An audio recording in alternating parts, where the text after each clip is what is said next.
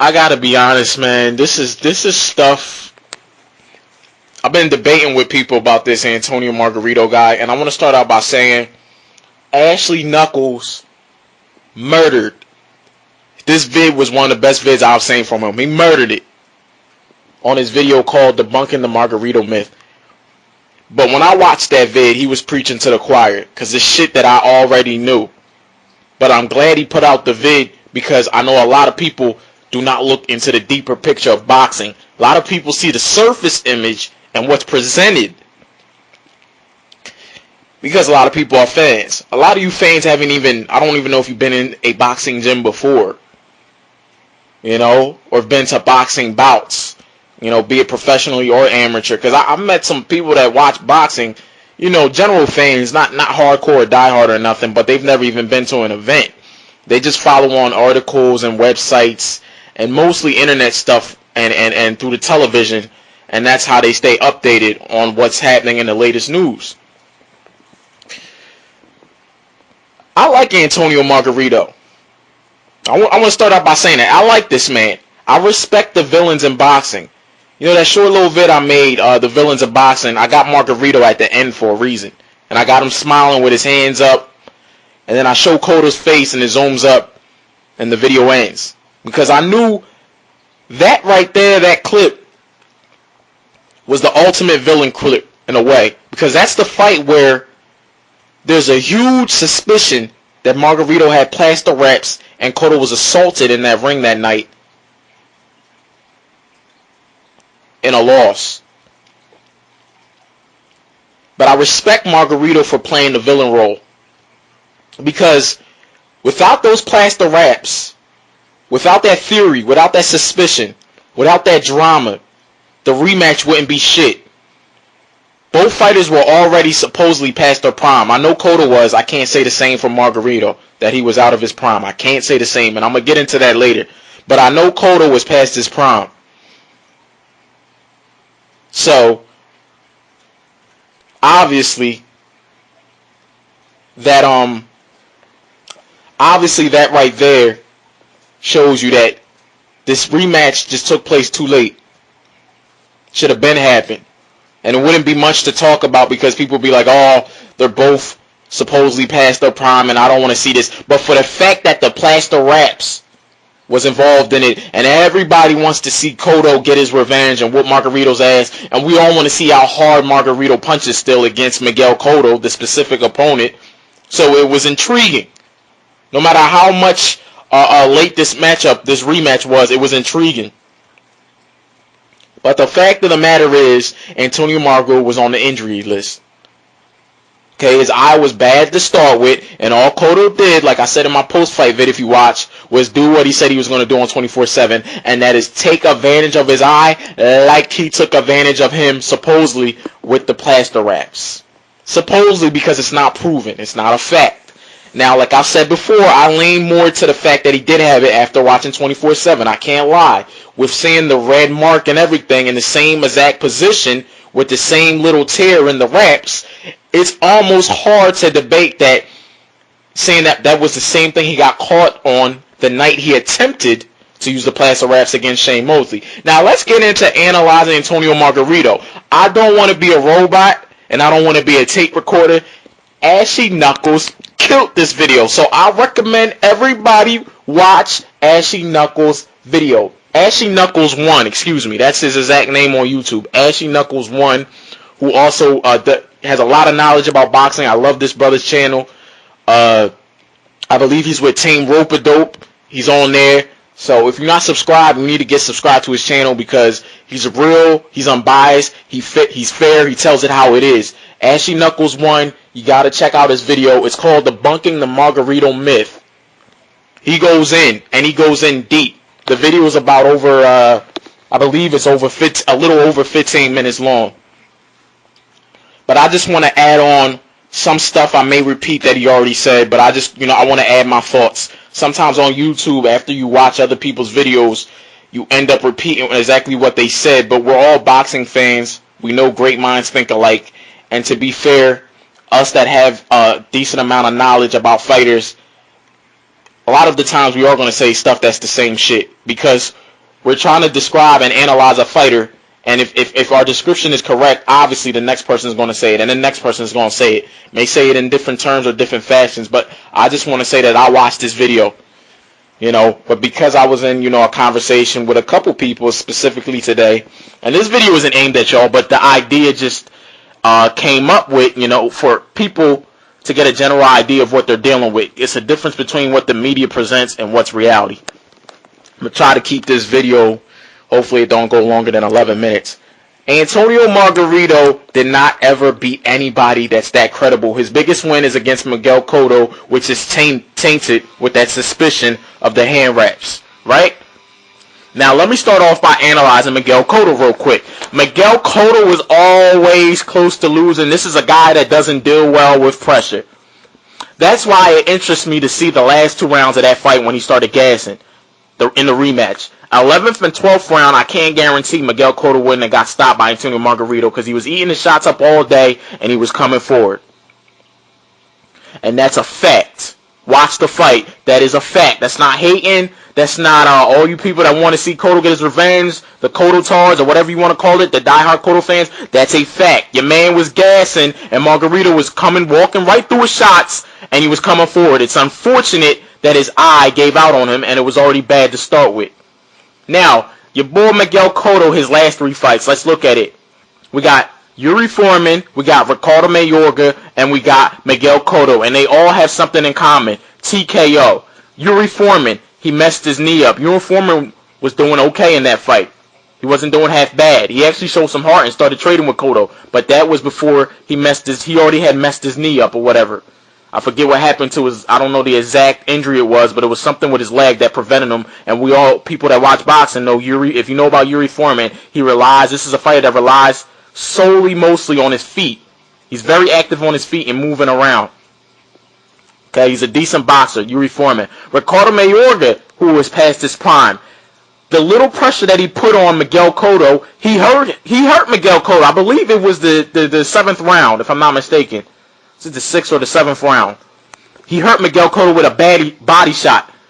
And the problem with Mayorga is Mayorga fought in spots. But the little pressure that Mayorga put on Cotto, he made him uncomfortable at times in that fight. Motherfuckers act like Cotto dominated Ricardo Mayorga. He didn't not dominate Ricardo Mayorga, man. He did not dominate Ricardo Mayorga at all. He did not. Mayorga won some rounds out of that fight, and the little pressure that he was putting on Cotto made Cotto uncomfortable. But Mayorga's problem was he was fighting in spots. And how the fight ended? TKO. Some weird-ass knockout. Mayorga popped his arm out or broke his arm or what. I don't know what happened. Y'all know exactly what I'm talking about that saw the fight. I'm not going to kill too much time on that. Third fight, obviously, is with Margarito, and we see how it ended because of the eye. So the fight gets stopped at a crucial point in the fight, if you ask me. Those last 2 rounds were very important. So Cotto has always been one loss away from, we could go back into the days when Cotto had hair. And I like Cotto. It's hard to dislike Cotto, like people have said. It's hard to dislike somebody like Miguel Cotto. Just like it's hard to dislike somebody like Lamont Peterson, because look how they carry themselves within the sport. They're a good representation of the sport. But you could take it back to when he fought that Muhammad Abdullah, I don't know how to say his name, but that Muhammad guy. And the fight got stopped, I believe, on the amount of damage Muhammad was taking or the amount of punches he was taking. But the dude had his moments in that fight where he made Cotto uncomfortable. This was a young prime Cotto where he made him uncomfortable. And there was a point in that fight where Cotto was very, very much in trouble.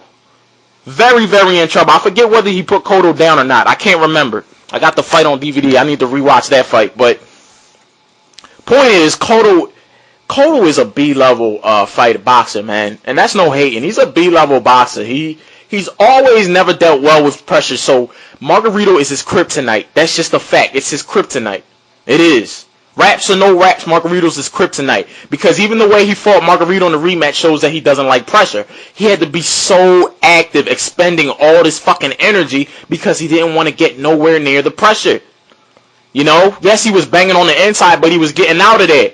And he was trying to play keep away. Hit and move, which is the name of the game of boxing. But in the manner he was doing it in, he was not relaxed like how Mayweather is going to dispose of Cotto. He's not doing it in that relaxed way to Margarito. He's doing it in a very, very high work rate and uncomfortable way. That's how I saw the fight. Now getting back to Antonio Margarito. Damn, I'm already at 10 minutes. Like I said, Ashy Knuckles 1 killed it. But Antonio Margarito never beat anybody, man. Kermit Citron was hyped up by main events. He was a hyped up fighter.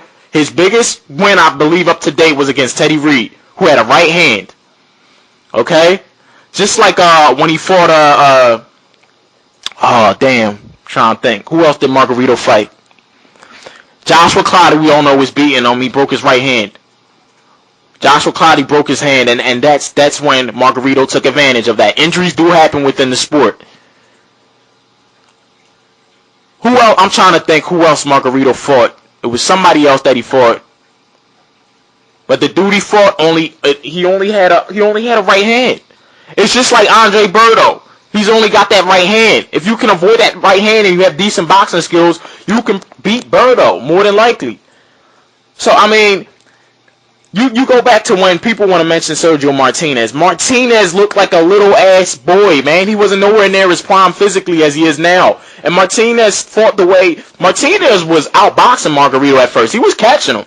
The funny thing is Martinez still fought the way he fights now, but you just look at his body and you was like, damn, he's a little ass boy. He was nowhere near his physical prime as he is now. Giving Antonio Margarito so much credit for beating a guy that's green and not in his prime is like giving the two boys credit that knocked Manny Pacquiao the fuck out when he was, 16 or 17. How much credit are you going to give those guys now? Are you going to give them mad credit? Like, yo, you guys knocked Pacquiao the fuck out. Pacquiao was a little ass boy then. That wasn't nowhere near his prime the same way Martinez was a little boy and wasn't nowhere near his prime, physically at least. And I'm sure his boxing skills has gotten sharper up to date. I'm sure of that. So, Antonio Margarito, man, this dude never beat anybody that credible. He was never the most feared fighter on the planet. He never was that. Bob Arum injected that shit into y'all minds. You got real dudes who was calling out Margarito like Zab Judah was saying Margarito is a fucking bum. He was calling out Margarito. Margarito never fought him. You know what I mean? Antonio Margarito is a good fighter, has a lot of heart, has the ability to take punishment like a motherfucker, and that's what makes him exciting. Very exciting fighter, and I would like to see him fight again. I would, because this is getting back to the prime thing now. Antonio Margarito's not out his prime. I don't think Antonio Margarito's out his prime. I think he's fighting the way he's on. If anything, Margarito's in his prime. He's bigger now. He's at 154 pounds. He's bigger. He's stronger. You've seen how he hurt Pacquiao to the body. Antonio Margarito has power. He has power, no doubt about it. He has power, and I won't call him a bum. He's not a bum. You know, Ashy Knuckles was going in on him, calling him a bum, but I won't go as far to call him a bum because I'm a boxer myself, and, you know, I'm an up-and-comer. I have yet to even face very quality opposition. I have to be honest. And with that being said, I can't call Margarito a bum because I've seen guys that are bums. And Margarito, just for the fact of having a chin and applying that pressure, he'll get a lot of bums out of there. But this dude built his name off beating mostly bums. I will say that. I won't call him a bum himself, but he built his name off beating a lot of bums. And Bob Arum knew how to manage him. And then he gave him this title of, at one time, the most feared boxer on the planet. That's bullshit, man. That's complete bullshit. Clottey broke his hand, and that's why he lost him. Every time he stepped up to a real fighter, Martinez was not even near his prime. He was too green. Anytime he stepped up to a real fighter, he lost. Daniel Santos beat that ass. Paul Williams beat that ass. An old-ass Shane Mosley who's been out of his prime. Shane Mosley has been out of his prime. It just didn't start with the Ricardo Mayorga fight. No. Shane Mosley was out of his prime when he fought Winky Wright again. He was out of his prime. Shane Mosley been fading for a while now. It's just that it kept getting worse and worse and worse as he gets older. And old-ass Shane Mosley even disposed of Margarito. That just shows you how one-dimensional Margarito is. Again, I'm not going to say he's a bum, but he's a guy that built his career off fighting bums. Shane Mosley disposed of his ass. An old-ass Shane Mosley, man. An old-ass Shane Mosley disposed of him. Manny Pacquiao disposed of Antonio Margarito, of course, using the speed as the upper hand, along with the movement. Blah, blah, tongue twister.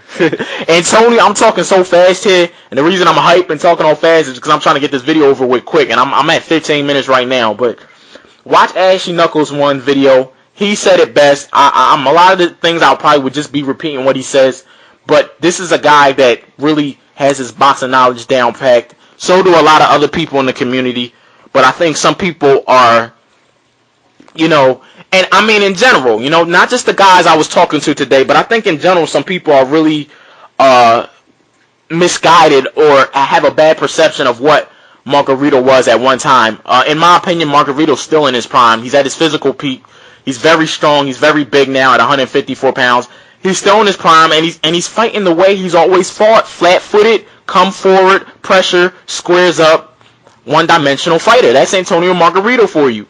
Bob Arum built him up to be something he wasn't by protecting his ass, by making him fight bums. It's just that simple. Sideways 100. I'm out.